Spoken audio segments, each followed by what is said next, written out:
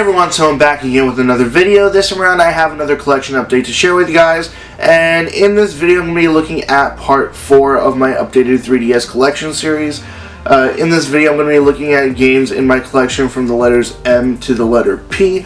So of course, it's the 3DS and I like Pokemon, so there's going to be a lot of Pokemon games in this video. So first up, we're going to start with a terrible port of a great PC game. It is Myst, and honestly, this is the absolute worst version of Myst you could possibly play, and it's literally on almost anything you can think of, including dozens of PC versions. It's on Mac also. You can play it on PS1, Saturn, and a whole bunch of other consoles throughout the years. You could probably even download it on like the PlayStation Network store. Sorry, the name's escaping me right now, but PlayStation Store or Xbox Live, you could download it there too. But by far, Myst on the 3DS is the worst port, so I highly recommend that you never actually play this version of it. Moving on from there to an actually decent game. Decent but somewhat lackluster. New Super Mario Bros. 2. Great classic Mario platformer. This one here is just your classic side-scrolling experience rather than the 3D Mario platformer that you'll see in a later video. Really did enjoy playing this game, but considering the vast amount of games that I have, it was a different experience than when I was playing the first New Super Mario Bros. Game on the DS. When I was playing that game on the DS, I had very few games to play, so I played the hell out of that. This one here, once I finished the last boss battle with Bowser, I think there were some extra levels after that as well, but my memory of this game is pretty lacking. All that I really remember is that I played the hell out of this till the end and then never played it ever again. But maybe I should just pop it in and play at least a couple more times. Next game, I still don't even know why I purchased this. One Piece Unlimited World R, or Unlimited World Red. This is it. The sort of battle mechanics are decent somewhat. It definitely works better if you are on a new 3DS, or if you have the Circle Pad Pro, if you are still on the older 3DS. But otherwise, I couldn't get into this game, just as I couldn't get into One Piece, the TV show, or the manga. I have tried on many accounts to get into One Piece, and I always tell myself at some point I will get into One Piece again, but it's going on over a decade since I last legitimately tried getting into One Piece. So who knows, maybe I'll be able to get into One Piece again with this, maybe not, who's to say. After that is Paper Mario Sticker Star, and I have to say it's not a terrible Paper Mario game, but it's definitely a very dumbed down experience, I suppose, from previous Paper Mario games. Definitely a step up from Super Paper Mario on the Wii, but still not that fun. I did like the whole collecting stickers to do certain attacks and stuff like that. Pretty interesting mechanic there of finding the stickers and then saving them until the perfect moment to use them. But this game, I think I got stuck on one thing that I couldn't figure out. I think in like the desert world, just by the giant pyramid thing. But I just sort of let that get to me and never actually finished this game, so I should get back to it sometime soon. Next up are all the Pokemon games that I have. I'm going to start off with the spin-off Pokemon games. First one here is Pokemon Art Academy, and if you've played the Art Academy games in the past, you should know exactly what that is. Basically, just it teaches you how to draw different Pokemon. I put this in every once in a while to play it, but it's not really something that you're going to play for hours on end, maybe just a couple minutes here or there. But still, somewhat nice experience, at least if you like Pokemon.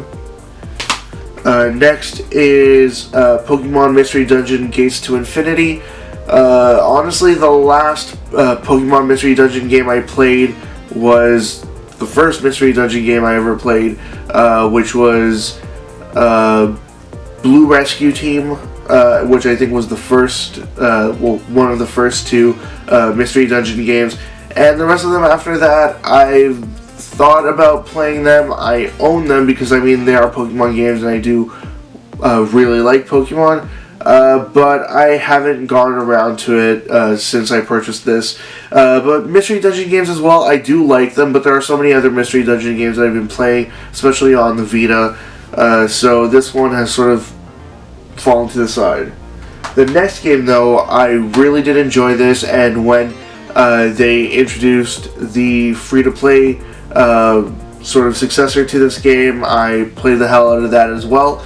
This is Pokemon Rumble Blast, and honestly, I do like this game more than I like the free-to-play Pokemon Rumble, but again, it's more or less the same experience, but it is more fun in this game because you do actually play as the little Pokemon toys going through this massive world with smaller sort of level areas throughout the overall world.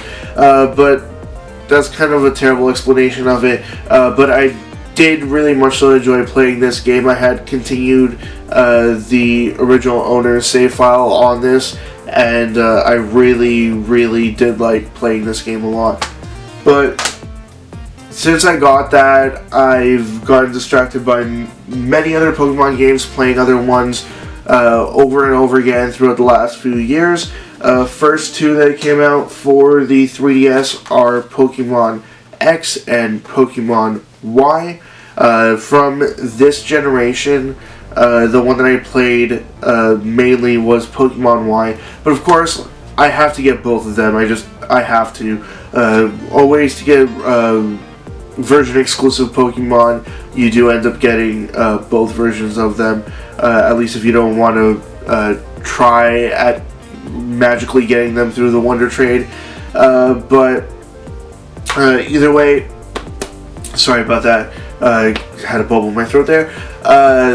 These two games here, I really did like Y a lot. I liked the concept of Mega Evolutions, but I didn't really care for it all that much at the end, especially having to sort of go around and collect all those stones to be able to then Mega Evolve your Pokemon, and then only being able to Mega Evolve one per battle. Just, I don't know, it kind of bothered me, but I did like the game overall. Next up, of course, are Omega Ruby and Alpha Sapphire, the remakes that people had been asking for many years, and they were definitely not a disappointment. Very much so enjoyed it. When I was younger, I had played Ruby version, so I thought this time I should play Sapphire, so I played Alpha Sapphire, and I absolutely loved playing this game so much. I made this my sort of main Pokemon game from these 4 Pokemon games. So I have everything transferred through into Alpha Sapphire, and that's the one that I used to do most everything, but I'm still questioning whether or not I want to transfer through all or most or some of my Pokemon into Pokemon Sun. Now I actually have Sun and Moon as well, but you saw this in a previous video where I do have a sort of special edition of that. But Pokemon Sun, I've been playing the hell through this. Still don't have any level 100 Pokemon in that yet, but I have gone through the entire story, even got all the Ultra Beasts, even got, God, I'm forgetting what its name is, this stupid, weird max level, not max level, but it's not an Ultra Beast, but it's similar to an Ultra Beast. I'm trying to remember what its name is, but sorry, I can't really remember right now. A lot of the newer Pokemon, I'm having a hard time actually remembering their names, but Pokemon Sun is the one I've been playing the most, and the only reason why I went for Sun over Moon initially was because you get Alolan Vulpix in Sun version. So I was very happy to play this and get Alolan Vulpix. And I've been trying to get a whole bunch of different Alolan Pokemon, but there are so many in this game that are either ridiculously stupid to catch or ridiculously stupid to evolve. Either they require very specific methods of evolving them, like knowing a certain move, being in a certain area, evolving during a certain time of day, or in certain weather effects in certain locations. It's just stupid, needlessly complicated ways of evolving your Pokemon, because of course they have to add something to make it kind of different. But Pokemon Sun is still very enjoyable. Have not really got into a lot of the sort of post-game content, so I will try battling people online to see what that's like with my Pokemon from Sun version. But otherwise, don't really have anything else to say about that. Those were all my 3DS games for part 4 of my collection update series.